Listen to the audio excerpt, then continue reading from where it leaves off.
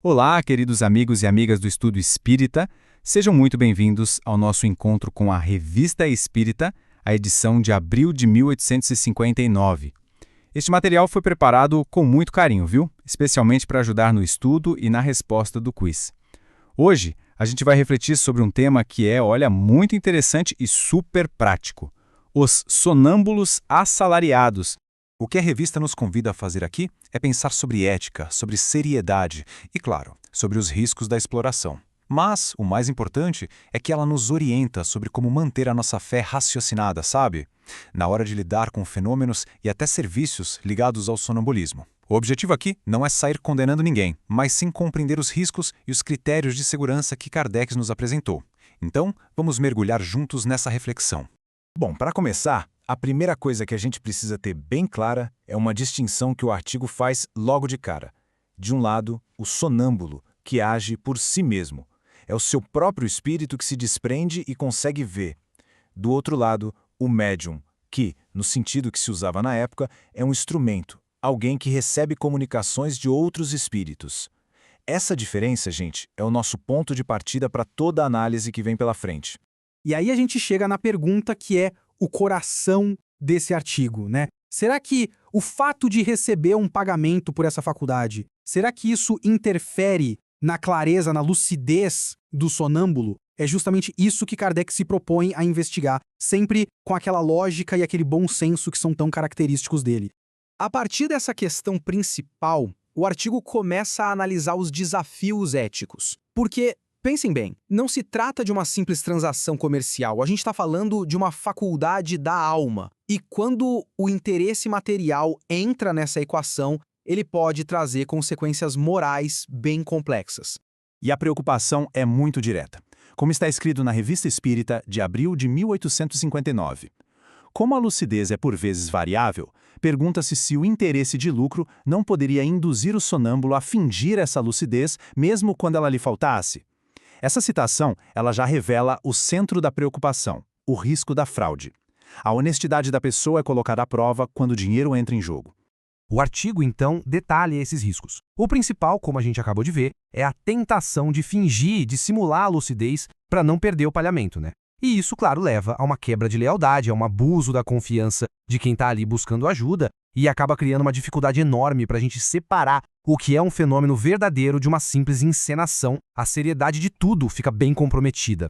E essa é uma pergunta chave, daquelas para a gente parar e pensar um pouco e que com certeza ajuda no quiz. O artigo está criticando o ato de pagar ou receber em si?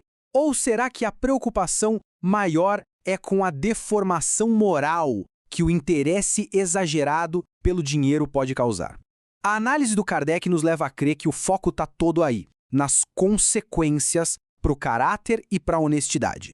Ok, então, diante desses riscos todos, o que fazer? A solução não é a proibição cega, mas sim o desenvolvimento do nosso discernimento. O artigo nos oferece ferramentas para uma análise criteriosa baseada na observação e na experiência, que são, no fundo, os pilares da fé raciocinada. E aqui a gente vê aquela ponderação, aquele equilíbrio tão típico do Kardec. Ele nos lembra que a fraude não é um problema exclusivo do sonambulismo, mas sim do ser humano.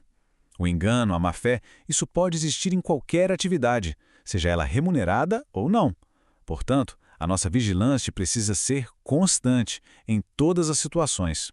Então, como é que a gente pode se proteger? O artigo sugere um caminho bem prático. Primeiro, avaliar a confiança que a pessoa inspira, o seu caráter, a sua reputação. Segundo, uma observação atenta, experiente, pode facilmente perceber os sinais de um fingimento.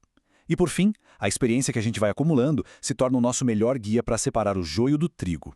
Olha que ponto brilhante e fundamental. Um sonâmbulo que cobra pelo seu tempo corre o risco de fingir por interesse, certo? Mas um sonâmbulo que não cobra também pode errar, talvez por não estar em boas condições físicas ou espirituais naquele dia.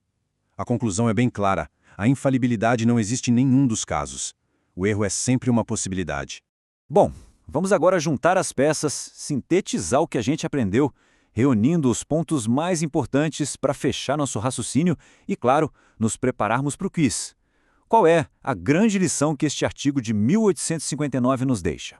A conclusão do próprio Kardec é muito equilibrada. Como está escrito na Revista Espírita de abril de 1859, nosso fim era apenas provar que é possível achar bons sonâmbulos numa e noutra daquelas condições. Percebem? A conclusão é sem radicalismos. A honestidade e a qualidade da faculdade não dependem só da remuneração. O que importa no fim das contas é o caráter da pessoa. Então, para a gente recapitular e deixar tudo fresquinho na memória para o quiz, primeiro, a faculdade do sonâmbulo vem do seu próprio espírito. Segundo, o maior risco do pagamento é a tentação da fraude. Terceiro, as nossas melhores ferramentas de avaliação são a experiência e a análise da confiança. E por último, pessoas sérias e competentes podem ser encontrados tanto entre os que cobram quanto entre os que não cobram. A grande síntese que a gente pode tirar de tudo isso é esta. A questão não é o dinheiro em si, mas o lugar que ele ocupa no coração de cada um. Quando o interesse material se torna o objetivo principal, a verdade perde a força. Mas, quando a bússola é a moral, a seriedade e o desejo de ajudar, aí a luz da faculdade se firma e pode ser verdadeiramente útil. Que este estudo nos inspire a valorizar sempre a seriedade, a ética e o respeito ao próximo, lembrando sempre que o Espiritismo não busca um comércio de fenômenos, mas sim a educação da alma. Agradeço muito a companhia e até o nosso próximo estudo.